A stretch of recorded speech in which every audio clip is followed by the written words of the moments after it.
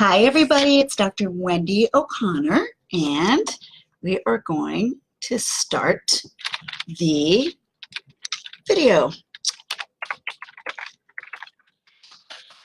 Okay, so welcome. If you tune in to my videos, you will know that often I talk about things that are either on my mind or themes and patterns that show up in my office, or things that I think that people really could be educated about. Or if you have more questions, you can always call us at 310-712-1230. Today, I want to talk about seasonal affective disorder, or otherwise known as SAD. Recently, there has been a lot of people starting with the heaviness of going into fall. If you notice that we're coming out of summer and into fall, and at this time, there are a lot of people feeling the heaviness. The sun is going down earlier, it's getting darker.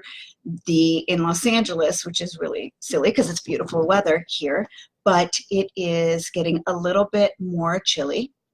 And people are really feeling it. So whether it's friends or family or clients, I'm definitely noticing that people are starting to talk about seasonal affective disorder. And so I wanted to just share a little bit about that. If you're not sure, sometimes you will feel a little bit more moody, irritable. Oftentimes, this is problems with eating or sleeping patterns. Sometimes you're sleeping way too much, or other times you're not sleeping enough, tossing and turning out of your sleeping and eating pattern. If your eating patterns are different, sometimes people eat a little bit more in the winter or in the fall, and sometimes they eat less. It just depends how you're feeling. It's really important to check in with your mood. So lack of focus, concentration, irritability, agitation, I said, those are all things to be aware of, checking in and seeing what's going on with your body and mind and emotions. So one of the things that we want to be aware of, whether it's a child, a teen, a young adult, or even an adult, is social withdrawal. What's going on socially around you? Sometimes this is a time where people want to hibernate, they want to isolate, they feel like they want to be inside, and that's not a bad thing. But if you're feeling that you're more isolating and just really not wanting to socialize, or you're just feeling like something's off, you want to check in with a professional to make sure that everything is okay. So for teenagers, it would be school problems, maybe a drop in educational or academics. It could be mental health, like anxiety or depression that is flaring up. It can also be suicidal ideation, really dark thoughts or deep thoughts about death or dying. A lot of heaviness is going on in the world, and then there's another layer of technology, and then there are extended things like family or friends, and then around the corner is the holiday times. And so you want to be aware of all these important changes going on.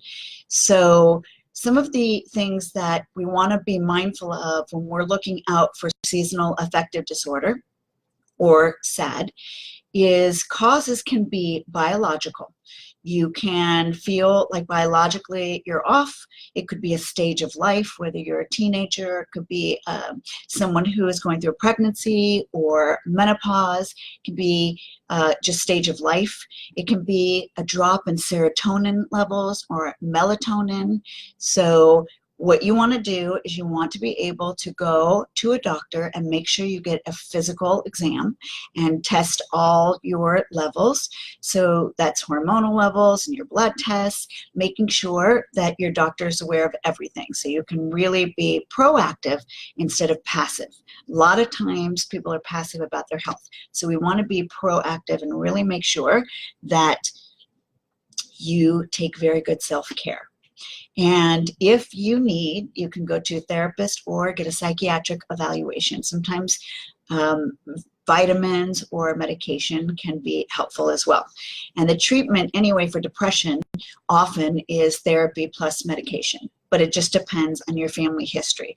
So you want to also implement some tools that you're able to use as you're very patient and loving with yourself.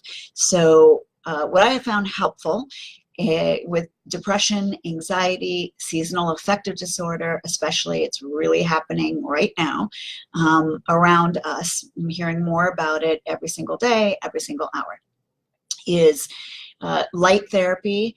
I have suggested this for a long time. Light therapy is wonderful. It's a light. You can get it at Amazon or just do a Google search for light therapy, and it puts vitamin D right into your brain, and it kind of perks up and lets the light hit all the levels in the brain to perk up your serotonin levels. And so we want to be aware of that. And also mindfulness techniques such as meditation or visualization or even positive self-talk. That's all really important too. Psychotherapy is also a way. It's not the only way. Often people say, oh, I don't believe in therapy. It's okay if you don't believe in therapy for many different reasons, but make sure you reach out and, check in with someone. It can be a life coach. It can be a pastor at your church. It can be a rabbi. Again, I'm half Catholic, half Jewish, so we got to cover all the Jewish, the Catholic, Buddhists. Everybody is at risk for seasonal affective disorder. So as long as we're aware of it and we pay attention to it, we can tackle it and we can use our coping strategies. Very, very important. So there are mindfulness apps that I love, like Headspace and Calm.com. That is really terrific as well. And you want to surround yourself with all positive things.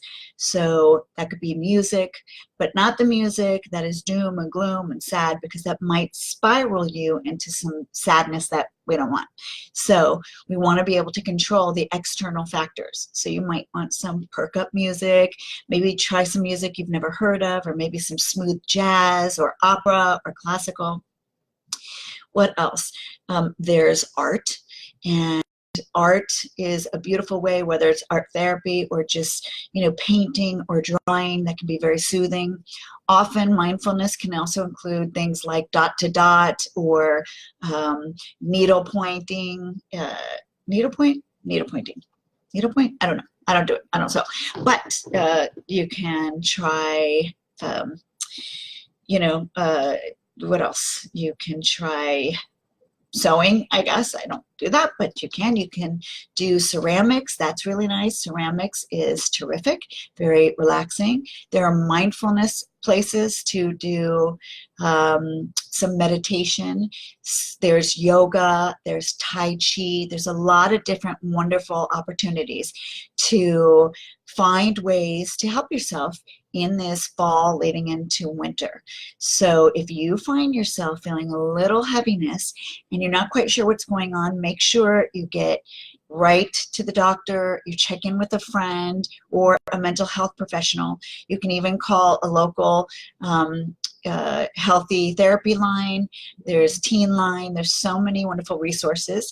Please feel free to contact us at Dr. Wendy and Associates, 310-712-1230. We want to make sure we get a hold of the seasonal affective disorder and treat it so that you can have a beautiful, lovely fall leading into winter and the holidays. All right, everybody, this is Dr. Wendy O'Connor. Have a wonderful week, and I will check in with you soon.